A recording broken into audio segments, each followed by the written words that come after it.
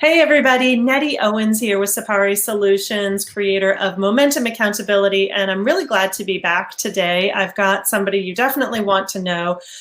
Murray is here to talk to us about cash flow, about tax strategies, about all sorts of money things that a lot of times we bury our heads about. However, the conversation that we're going to have today will give you some ideas on how to make things better right now. And I'm actually just really eager to throw the mic over to Murray. However, before I do that, I want to tell you a little bit about him and why you should be listening. First of all, he has 35 years of experience as a manufacturing controller, cost accounting manager for multiple Fortune 500 companies in tax and cost remediation. So in those topics specifically, he is here to show you as a business owner how to improve your cash flow right now with lesser known but IRS approved tax strategies and expense savings tactics. So there you go. Welcome. That was a mouthful. Wow. Hey, great to be here. Nettie is awesome. So it's a pleasure to be on your show. I appreciate it. So thank you very much. Should we dig right into it? Okay.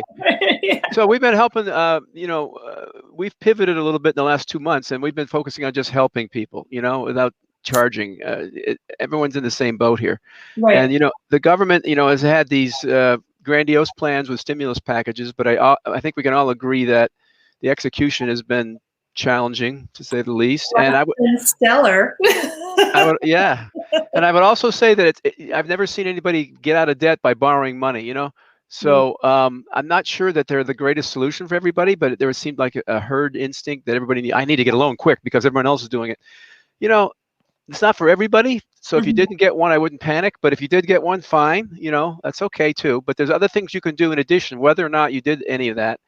And let's talk about 3 things real quick. All right. So the first 2 are tax things. My favorite no-brainer tax strategy is for anybody who owns commercial property. It's called cost segregation. It's an approved IRS strategy. They want you to do this. They've actually strengthened the tax code so you can write off more stuff faster. More stuff faster. We keep this kid approved. In strict accounting terms, yeah. The bottom line is you can accelerate depreciation and get massive cash flow in these early years, and you really can't afford not to look into that because it doesn't hurt to ask the question whether you're any property that's over 700 to 800K, not counting land, it doesn't affect land. You got to take the land value out. Okay. But if you own property 700 or 800K, you should invest, and it doesn't matter how old it is, which is a myth, and it doesn't matter if somebody who owned the property before has already done this. Whenever you have a new buyer, the clock starts over again. So it's a no-brainer. And the return on investment is huge. It can be 10 to 100 times X of whatever the cost of the study was. Okay, that's one. Okay, all right. Segregation. All right. By the way, don't assume your accountant has already done this for you. This is out of the bandwidth of an accountant. You need to have a third-party expert because it involves understanding of engineering diagrams. So the second one is called really helpful. Yeah. The second one is the largest tax credit available to any business in the U.S. today. And unfortunately, over 90% of those that qualify don't apply. Okay. All right. You have me. So I want to make this aware that's called R&D tax credits, research and development tax credits. And any tax credit you get goes right to the bottom line. It's better than a deduction. Okay. It's the largest tax credit available. The government wants you to do this. Again, this is another tax credit that they've increased the benefits of over the last 2 tax code changes. Okay, so how exactly does it work? I mean, in like 30 seconds or less. In 30 seconds or less. So the problem is people don't think they qualify or they don't know about it. So basically they look at the scope of what all your employees are doing, and if it meets the definition, the IRS definition of innovation, which is a lot broader than you think. You don't have to have a bunch of guys running around with microscopes and lab coats to make this work. That's okay if you do. If you do, that's a strong indication you can. But almost any industry could qualify. Almost. A lot of firms that people that don't think they qualify: manufacturing, architecture firms. The biggest is probably software firms. Almost everything a software firm does can can So be. I'm curious, and you may not know the answer to this, but I'll ask it anyway. Could somebody doing innovation in the form of, I don't want to say market research, but just research on trends and things like that, is that at all, or is that kind of gray? It could be, depending on how we'd have to look at each individual case. So I can't make any Mhm. promises, but it's certainly worth asking the question, because Yeah, you definitely. don't pay anything if you ask the question. Good to And know. I and might then be asking that again then. yeah. And then within a company, like within a law firm, there could be an IT stuff going on. You know what I mean? There's software. So just because you're not a software company, there's people that do software in your company that may Well, qualify. yeah, absolutely. I spoke to a realtor who developed a whole app, their own app, and that would Perfect.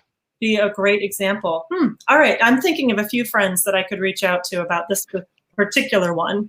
See, the incentivization here is you don't make revenue right out of the gate when you're designing something new. It takes time, Right. but the government wants you to keep innovating, so they reward you by giving you a tax credit in place of the revenue that you're going to get down the road. So it makes sense, and again, people aren't taking advantage of it. It breaks my heart to have people pay more taxes than they should.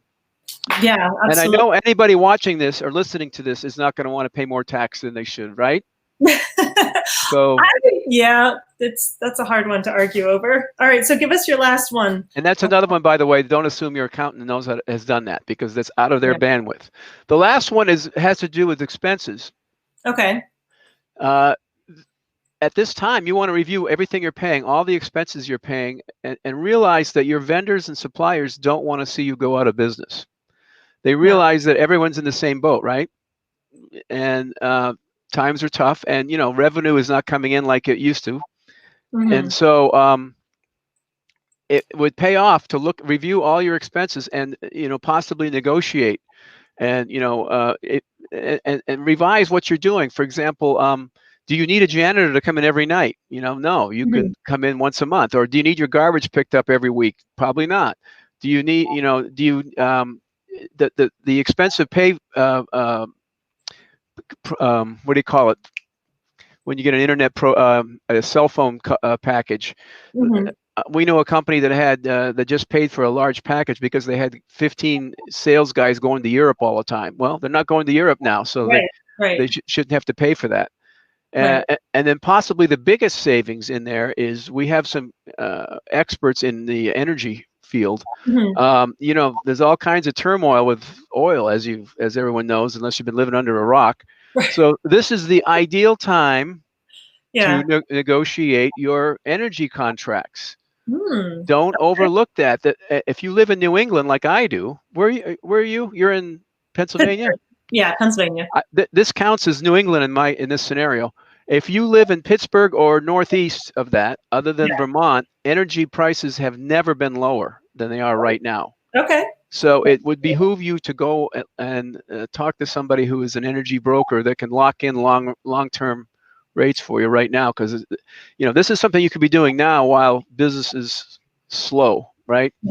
Well, business is different. Let's just different. Okay, I'm sorry, you're right. Business is different, but you got to look at things differently. If those that can adapt are going to survive and thrive, and those that sit back and wait for something to happen are going to be, screwed. Yeah, absolutely. All right, so there are some folks who are going to listen to this and say they want some more information about all the things you talked about, or perhaps they're saying we did all that and now what? So what's the best way to get in touch with you? Well, as you can tell, it's been hard for me to keep this under 10 minutes because I'm very passionate about this stuff. So, and we have a few other things, but these are the three big ones. The best thing to do would be book a 15-minute call at calendly.com/Dr. Murray, DRMURRAY/15MIN, which is right on your screen right now for those of you who can see this. So yeah, book a call, and again, it doesn't cost anything for a call. So. Yeah, and see where you could improve cash flow, where you could reduce expenses, see what you could do. It's been great to have you on. Always a great conversation. There are a few more things that Murray's got to share with us, so we'll probably have him back in a couple weeks if that's okay with you. And until then, take care. Thanks, Nettie. See you later.